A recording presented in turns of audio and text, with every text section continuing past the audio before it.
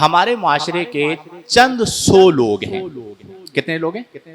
جن میں سے 25-50 تبصرہ نگار ہیں، مختلف نیوز چینلز پر آ کر بیٹھتے ہیں اور اس طرح کے ایشوز پر بات کرتے ہیں.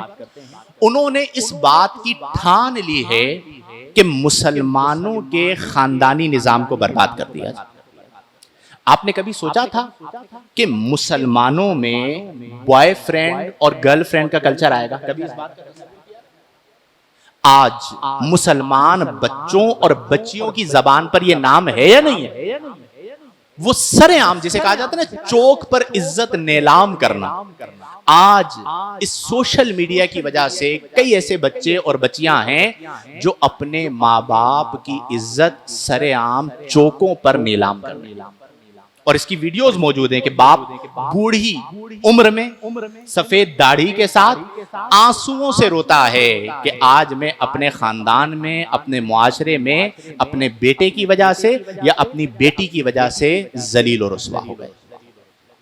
میرے بھائیوں، ہمیں اس بات کو سمجھنا ہوگا کہ اسلام نے ہمیں ایک بنیادی نظام دیا ہے. نکاح، جیسا کہ ابھی بات کی گئی، نکاح کی کیا ضرورت؟ اسلام کا نظام ہی نکاح ہے. نسل انسانی کی بقا کس میں ہے؟ عورتوں کا تحفظ کس میں ہے؟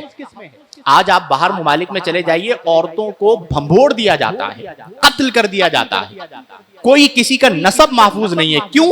انہوں نے اپنے اس نظام کو ختم کر دیا.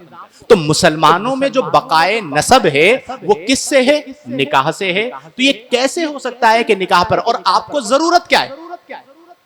ایک لمحے کے لیے بات کر دیتے ہیں آپ، اس کے بعد کہتے ہیں میری بات کا یہ مطلب نہیں تھا. آپ اتنے بڑے بڑے انعام لے کر بیٹھے ہوئے ہیں، پوری دنیا آپ کو فالو کر رہی ہے. آپ مجھے بتائیں، کئی ایسے باتیں ہوتی ہیں، میں اکثر یہ بات کہتا ہوں کہ ہم نہیں کرتے. بہت سارے ایسے موضوعات ہوتے ہیں، آپ کو یہ پتا ہونا چاہیے کہ میں جو بات بول رہا ہوں یا میں جو بات بول رہی ہوں اس کا اثر کیا جائے گا معاشرے میں. اب آپ بعد میں آ کے سو وضاحتیں دیتے رہے، میرے کہنے کا یہ مقصد نہیں تھا، میرے کہنے کا یہ مقصد نہیں تھا. آپ نے نوجوانوں کے ذہنوں میں ایک غلط بات تو ڈال دی نا کہ نکاح کی کیا ضرورت ہے، پارٹنرشپ بھی تو کی جا سکتی ہے. اس کا کیا مطلب ہے؟ اس کا مطلب یہ کہ آپ کے ذہن میں جو فطور ہے اور جس معاشرے میں آپ نے پرورش پائی ہے، آپ اس فطور کو اچھا لبادہ اوڑھا کر اس معاشرے پر نافذ کرنا چاہتے ہیں. تو یہ بات لکھ لیں کہ ہم سرکار کے غلام ہیں. مسلمانوں کی نسل اس طرح کی فحاشی عریانی کو کبھی قبول نہیں کرے گی انشاءاللہ. تو اپنے معاشرے میں اس نظام نکاح کو مضبوط کریں.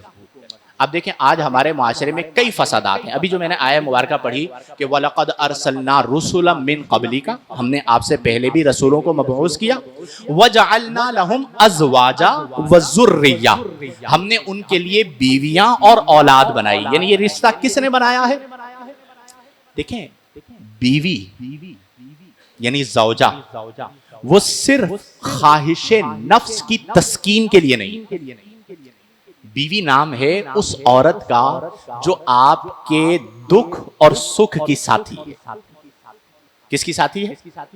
وہ پاکستانی اسلامی معاشرے کی عورت ہے. وہ آپ کے دکھ کی بھی ساتھی ہے، اور جب پوری دنیا آپ کو چھوڑ دیتی ہے تو آپ کی بیماری میں آپ کو کون سنبھالتی ہے؟